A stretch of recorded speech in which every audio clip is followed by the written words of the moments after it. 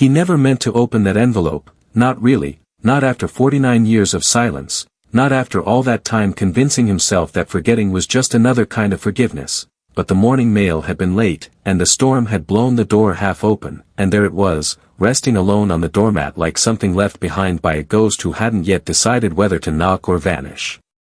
The handwriting on the front looked familiar in the way old voices do, not recognized instantly, but felt deep in the bones, like a church hymn you hadn't heard since your mother died. Henry Sloane stood over it without moving, his coffee cooling on the table, his dog Lexa watching him from the rug with those quiet, patient eyes that always seemed to know something he didn't. He could not yet know that the letter was written by someone who had been buried for over 20 years, or so the town had believed. He had no idea that inside the envelope was the key to a door that had remained sealed shut since the night of the Great Storm in 1974. He certainly didn't imagine that what lay inside that letter would lead not just to the unraveling of a decades-old crime, but to the only betrayal in his life that he had never dared to name. The paper inside was thick, soft, with a slight salt stain, as if it had been near the sea too long, or touched by fingers that had trembled while writing. There were only 4 words on the card, written in a hand he hadn't seen since he was 25 years old and already grieving more than a man should before 30. She never forgave you. It was unsigned, but it didn't need a name, not really. Because Henry knew, without question, who the she was, and what she'd seen. Before he could think, his knees gave way and the old chair caught him like a memory catching the fall of a younger man who had once believed that duty, silence, and survival were all the same thing. Lexa stood. She moved with that careful grace only older dogs possess, and nudged the envelope gently, as if she understood that the world had shifted, even if no one else did. And that was when Henry heard it, or rather, didn't hear it. The lighthouse, dead for 50 years, no longer groaned in the wind the way it used to during storms. But in that moment, he realized the groaning had not stopped, it had paused. Paused like breath before a word. Paused like someone waiting. And now, it had started again. The slow mechanical hum of something ancient, turning. Lexa moved toward the door. No bark. No growl. Just the low alertness of a creature who had spent her entire life guarding a man who never knew how to ask for protection. Henry followed her out into the wind, envelope still in hand, the message burned into his skin like frostbite. The path to the lighthouse, which he had walked for years without ever once feeling afraid, now seemed different, not darker, but older, like the land itself had been holding its breath, waiting for someone to remember. By the time they reached the gate, the wind had died completely, and in the stillness, Henry saw it. The lock on the lighthouse door, the rusted one no one had touched since before Jimmy Carter took office, was open. Not broken. Not cut. Opened. Lexa growled low, deep in her throat, the way she had only done once before, the night Henry's wife died in his arms, and something in him had cracked so deeply he hadn't heard his own voice for 3 days. Henry stepped inside. There was the smell of salt and rot, of oil and iron, but also something stranger, something like old ink or forgotten paper. The light mechanism, which had not turned in decades, was groaning above them, slow and rhythmic, like a heartbeat that had no right still beating. He climbed the spiral stairs, each step echoing like a decision. On the 2nd floor, Lexa stopped. She stared at the wall, her tail stiff, her ears forward. Henry moved closer, and saw what she saw. The plaster had cracked. Beneath it, a metal panel, about the size of a book, bolted directly into the stone. It had a single symbol engraved on it, a symbol he hadn't seen since 1963, when his father brought home a military case from the coast of Normandy and told Henry never to open it, no matter what. He touched the metal. Cold. There was a sound behind him, a creak, soft, too soft. He turned. No one. Just Lexa. Still watching the panel. And then she did something she had never done in all the years he'd known her. She whimpered. Not from fear. From grief. He stepped back, the weight of the years pressing down on him like wet rope. Something had been waiting inside that tower. And now, it wasn't waiting anymore. Why now? Henry asked aloud, barely trusting his own voice. Because someone finally broke their promise, Sheriff Daniels said, not like a man explaining something, but like someone remembering a funeral he never truly left. Henry hadn't heard the sheriff's voice in nearly a year, and yet there it was, behind him now, low and slow, coming from the base of the tower like it had always been meant to find him here. He didn't turn around at first, because part of him had hoped the voice came from the wind, from the past, from some memory that hadn't yet finished haunting him. But when he did turn, he saw that Daniels hadn't changed much, same coat, same limp from the accident back in '96, same eyes that didn't blink when they ought to. Henry stepped forward, still holding the edge of the metal panel, his voice quiet but sharp as an old nail pulled from wood. "You knew," he said, not a question, not even an accusation, more like a tired man taking inventory of what's left.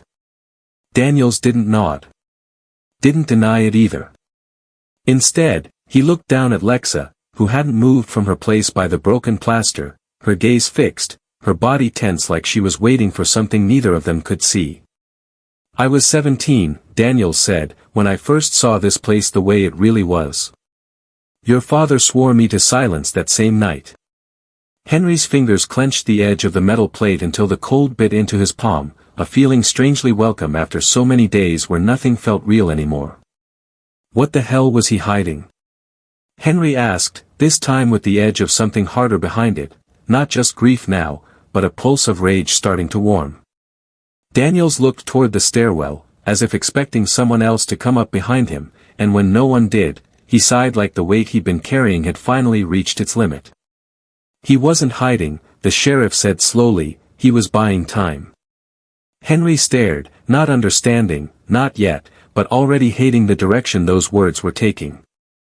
Daniels moved closer, his voice lowering even more. There were 3 of them that night, the boys, yes, but also someone else. Someone who should have protected them and didn't. Henry's breath caught. A part of him remembered the name that had been carved into the base of the locker room door back in '74, a name now long weathered, but burned into his brain like a scar. "Who?" he whispered, even though he thought he already knew. Daniels didn't answer. Instead, he pulled from his coat pocket a photograph wrapped in plastic, old, faded, corners soft like cloth. He handed it to Henry with a hand that shook, just once. Henry unfolded it. The picture was black and white, taken from the base of the lighthouse stairs, maybe on a summer afternoon long before things went wrong. 2 teenage boys, arms over each other's shoulders, laughing like only boys who haven't yet seen the worst of the world can laugh. Behind them, out of focus but unmistakable, stood a tall man with a clerical collar. And to the right of him, younger then, but undeniably him, Walter Hardy. Henry's mouth went dry. "The pastor?" he asked, not wanting to believe it, not able to stop himself. Daniels nodded. "He was here that night. Your father told me Hardy arrived after the boys, but before the storm. Said he stayed just long enough to see what happened, and then left like nothing had." Henry staggered backward. Lexa pressed against his leg, grounding him. Daniels kept talking, because now the words were spilling, like a dam had cracked open after too many years of holding water it was never meant to carry. "Your father thought Hardy would speak eventually. That guilt would rot him from the inside and force the truth out. But instead, Hardy became a fixture, Sunday sermons, town meetings, charity drives. Everyone loved him. No one questioned the one man who always seemed to say the right thing." Henry looked down at the photo again, his hand trembling now. Lexa nudged it with her nose and let out a low, breathy growl, not of threat, but of understanding. "She remembers him," Henry said softly, voice cracking under the weight of it. Daniels stepped back, the lines on his face deeper than before. "Your father made me promise," he said, "that if the past ever started moving again, if anything disturbed the quiet, I'd tell you everything." Henry looked up, the lighthouse suddenly colder than any winter he'd ever known. "Why now?" he asked, just above a whisper. Daniels pointed to the envelope still crumpled in Henry's hand. Because that letter, he said, didn't just come from someone we buried. He paused, then added something that struck like thunder. It came from someone we buried, and never found the body. Henry's eyes widened, breath shallow, hands ice. But if she's alive, he began, but Daniels cut him off gently. I don't know if she is. But I know this, someone out there wants you to find what your father was too afraid to name. Henry looked down at Lexa. She was staring at the spiral staircase, eyes locked on the dark above, ears forward, body still. And in the silence, Henry asked the only question he could. What did she see that night? She saw me run, Walter Hardy said, his voice barely rising above the creak of the pew beneath his weight, the chapel lit only by the flickering of a single candle near the altar, its flame struggling against the darkness like truth against silence. His hands, once strong enough to calm a grieving mother or bless a soldier headed to war, now trembled uncontrollably as he stared down at the worn Bible resting in his lap, its leather cracked, its pages swollen from decades of humidity and handling. Across from him, Sheriff Daniels sat motionless, his hat in his lap, his eyes steady, not with judgment but with something heavier, the weight of knowing the time for lies had finally run out. You didn't just run, Daniels said, his voice low, each word deliberate like a man who'd rehearsed this confrontation in his head too many nights to count, you locked the door behind you. Walter flinched, his shoulders curling inward like a man trying to protect the version of himself he'd sold to the town for 50 years, the trusted pastor, the voice of calm, the grieving friend at every funeral. I was afraid, he whispered, the words slipping from his lips like oil from a cracked jar, and I thought if I pretended I hadn't seen anything, maybe nothing had happened at all. Daniels leaned forward, his face coming into the dim circle of light cast by the candle, his breath slow and even, but his voice carrying that tremor of anger only reserved for cowards who called themselves good men. You left 2 boys in that tower, he said, and you told yourself the sea would wash away what the town wasn't ready to face. Walter's eyes filled, but he didn't wipe them. She looked right at me, he said, the memory clawing its way up his throat like a prayer gone wrong. That girl, she saw everything. She screamed my name once, maybe twice. And I still walked away. Daniels inhaled sharply, eyes narrowing. The girl, he said, you're talking about Eleanor. Walter nodded, the name falling from his lips like ash. She followed the boys into the lighthouse, he said, tried to stop them from whatever foolish plan they were chasing.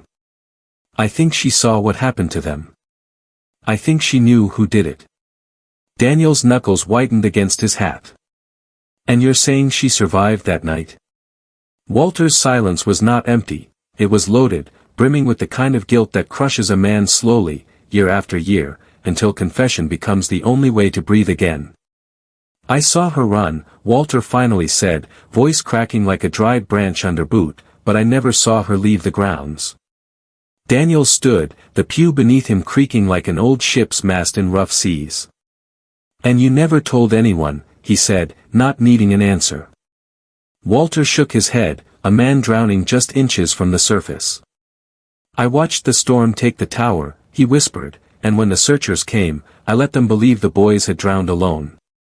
Daniels stared at him for a long time, the kind of stare men use when trying to find something worth saving in another man's soul. You still wear the collar, Daniels finally said. Walter glanced down at it, fingers grazing the fabric, the motion almost subconscious. I don't wear it because I deserve it, he said, I wear it because I don't. Daniels turned to leave, pausing only at the chapel door, voice heavy with the kind of sorrow that ages a man 10 years in one sentence. If she's alive, he said, and she's been hiding all this time, she's not doing it out of fear anymore. Walter looked up, eyes glassy with age and shame. Then why? He asked, barely able to speak. Daniels didn't turn back. She's waiting for Henry, he said. Because he's the only one who doesn't know what he lost. That same evening, back at the lighthouse, Henry knelt in the mechanical room with a lantern burning beside him, its light casting shadows on the wall that seemed to move when he blinked too long. Lexa was pawing at a crack in the stone floor, her movements slow but certain, the way an old soldier returns to a field where something precious was once left behind. Beneath the dust and broken tile, Henry uncovered a sealed hatch, rusted around the edges, bolted tight, with a faded military stamp etched in the corner that made his breath catch in his throat. He reached out to touch it, but Lexa barked, once, sharp, direct, the kind of bark she'd never used before. Henry paused, heart thundering, hand hovering just inches from the steel. In that moment, he understood something without words, without logic, just instinct and memory and the kind of wisdom that only comes when you're standing on the edge of something you might not want to finish. And then Lexa turned to him, and for the first time in her life, she growled not at danger, but at him. "What am I not supposed to find?" Henry asked aloud, more to himself than anyone. The collar was warm.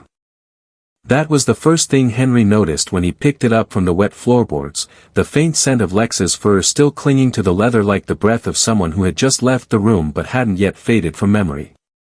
He had only stepped outside for a few seconds, not even enough time to finish a thought, just long enough to chase down the wind-blown journal page that had torn free from the desk upstairs and flown like it had somewhere else to be. When he came back, the hatch was closed again. The lantern still burned, casting its golden reach over the stone walls, but the air was different now, tighter somehow, filled with a silence that sounded like it was holding its breath. Lexa was gone. No sound. No whimper. No bark to call out to him in warning or need. Just her collar, placed, not dropped, not lost, but placed neatly at the base of the hatch, like someone had removed it with care. And just beyond the door, a single muddy print, one paw, sharp and clean, pointed toward the shore path that wound down beneath the cliffs, where the sea whispered things it had no business remembering. Henry didn't speak, not yet, because the words he wanted had no shape and the fear rising inside him had no name.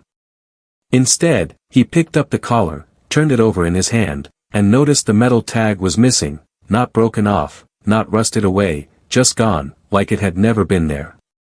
He followed the trail, his boots sinking into soft patches of earth where Lexa's paws had clearly passed, each one marked not just by mud but by something far more troubling, the faintest dusting of what looked like ash.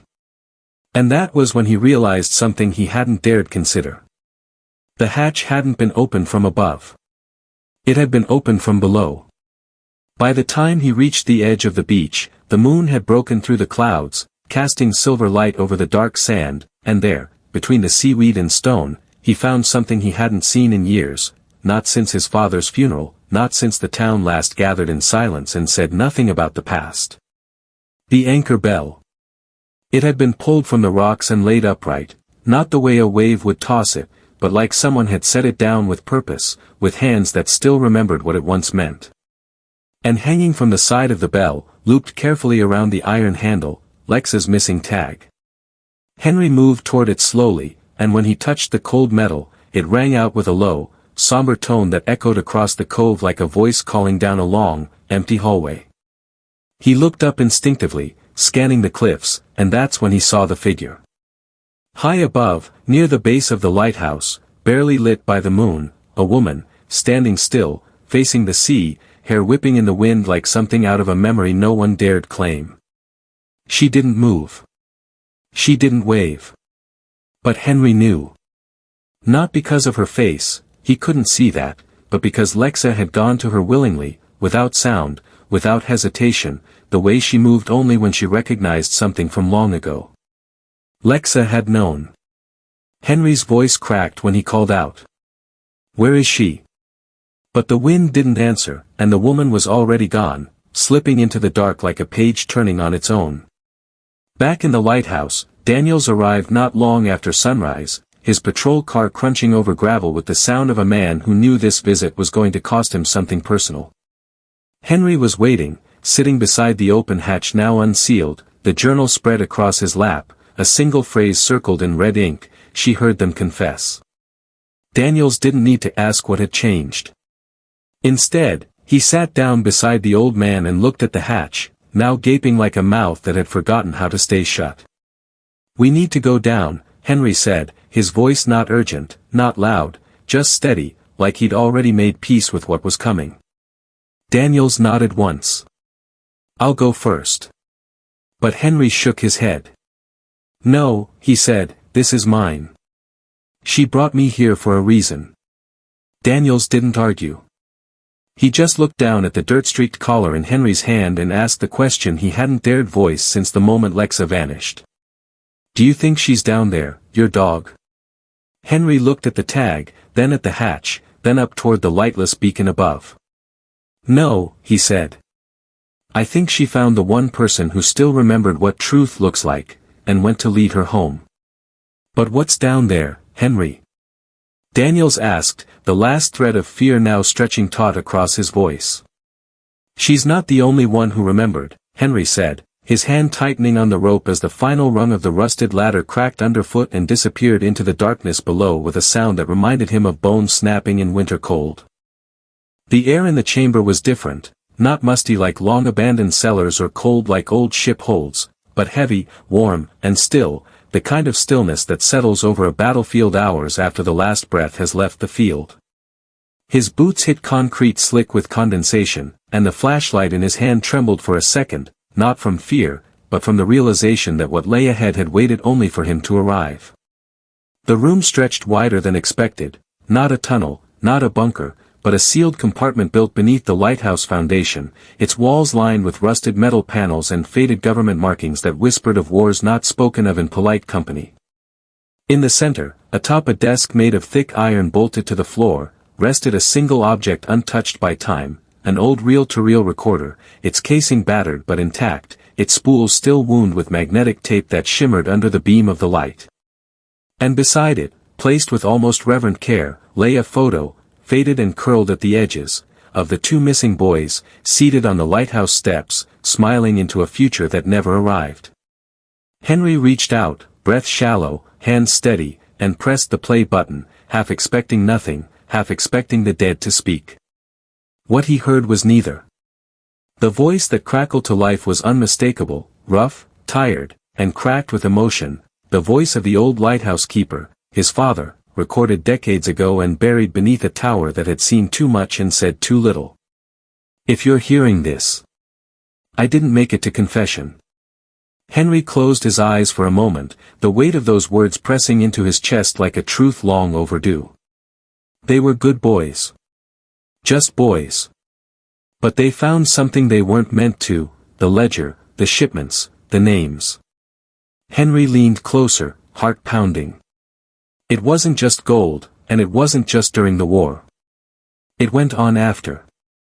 A whole chain, feeding off what was never meant to be traced. And someone up high wanted it kept quiet.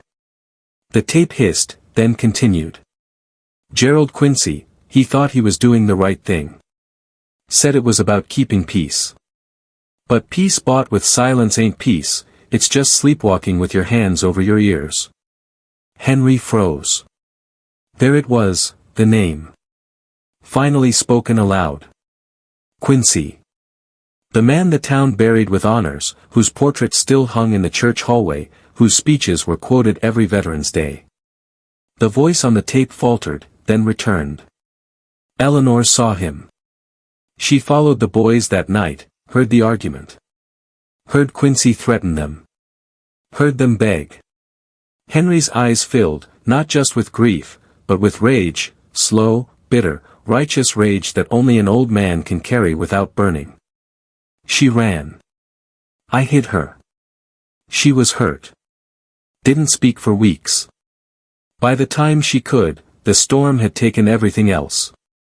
Henry collapsed into the metal chair, the words landing like hammer blows on a coffin lid. His father had known. Had hidden Eleanor.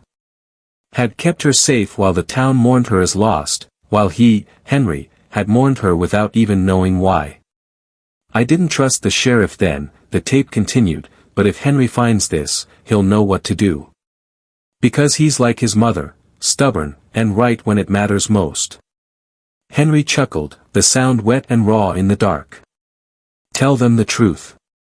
Not just about Quincy, or the boys. Tell them who built the tower, and who buried what beneath it. There was a long pause, and then the final words came like a benediction. "And if Lexa found you, it means she remembered. Tell her I'm sorry I left her behind." The tape stopped. Silence returned. But Henry was no longer the man who had descended the ladder minutes before. He was now the last witness to a secret that had cost 3 lives, a town's innocence, and the soul of a generation. He reached into the desk drawer. Inside, he found what his father had never delivered, an envelope addressed to the sheriff, sealed, untouched. He tucked it into his coat. As he turned to leave, the flashlight caught something else, a second door, hidden behind the pipes. He opened it slowly. Inside was a small room, and on the far wall, etched into the stone, were names, scratched one by one, like someone had refused to let the world forget. Eleanor. Jake. Marcus. Lexa. He dropped to one knee. He wept. And then, from above, a single bark, sharp, unmistakable, Lexa's. He scrambled to the ladder, climbed faster than he should have at his age, hands torn, knees aching, heart leaping. And there, just outside the lighthouse door, soaked and muddy and breathing hard, stood Lexa, alive, eyes alert, and behind her, in the shadows, a woman. Older now. Weathered. Hair streaked with gray. But unmistakably Eleanor. She stepped forward. No words. Just a touch of her hand to his face, trembling, and her eyes, the same eyes from that photo so long ago, locking on his like they'd never left. "Why didn't you come back sooner?" Henry asked, voice nearly breaking. "Because I was afraid they'd listen," Eleanor said, her voice cracked by wind and years, but steady now, steady in the way only those who have carried the unbearable long enough to make peace with it ever learn to speak. Her hand was still on Henry's face, rough from time, soft with memory, and her eyes, Lord, those eyes, held stories too heavy for paper and too sacred for sermons, but they stayed on him now like she had spent every night of her silence remembering his face and never forgiving herself for letting it fade. "You don't know what it's like to carry their names in your throat for 50 years and never once let them out," she whispered, each word dragging behind it a lifetime of weight no one else could lift. Henry shook his head, not in disbelief, not in denial, but like a man trying to clear the fog before stepping off a cliff he'd already decided to fall from. "You were the last piece," he said, voice low but firm, like truth wasn't something spoken but something held between two people like a folded flag. "You saw it all, didn't you?" Eleanor nodded, slowly, painfully. "I saw Quincy drag Jake first," she said. "He was crying, begging, saying he didn't take anything. Quincy shoved him. Told him he'd embarrassed the whole town." Her voice wavered, but only for a second. "Marcus tried to run," she continued. "Quincy hit him with the butt of that damn flashlight. Said if they opened their mouths, he'd see to it nobody ever believed them." Henry felt his fists tighten, and for the first time since the war, he didn't fight the urge, didn't fight the fire. Eleanor turned toward the lighthouse, toward the place where the boys had been lost, and her shoulders trembled, not from weakness, but from release. "I screamed," she said. "I screamed his name. I screamed for someone. I screamed until I couldn't anymore." Lexa whined beside her, gently pressing her head into Eleanor's side, as if offering comfort in the only language that never betrays. "Your father found me," Eleanor said, now looking at Henry with tears that didn't fall, "not yet. He kept me hidden. Said the town wasn't ready for the truth. Said it would tear everything apart." Henry nodded slowly, his voice hoarse as he asked the one question still burning in his chest. "Then why now?" Eleanor stepped forward, placing something cold and metallic into Henry's hand. It was the anchor bell's clapper, the inside piece that makes the sound, the voice of the bell, worn, pitted, but still whole. "Because I'm ready," she said, "and because the town never stopped listening. They just didn't know what they were hearing." 1 week later, the Lighthouse Museum opened its doors not to tourists, not to historians, but to witnesses. There were no speeches. No ribbon. Just a room filled with old names and older pain, and Henry standing with Lexa beside him, Eleanor on the other side, her hand in his, shaking, but not letting go. Sheriff Daniels read the letter Henry had delivered, the one written by his father, confessing everything, naming Quincy, honoring the boys, and restoring a truth buried under decades of fear and Sunday silence. No one interrupted.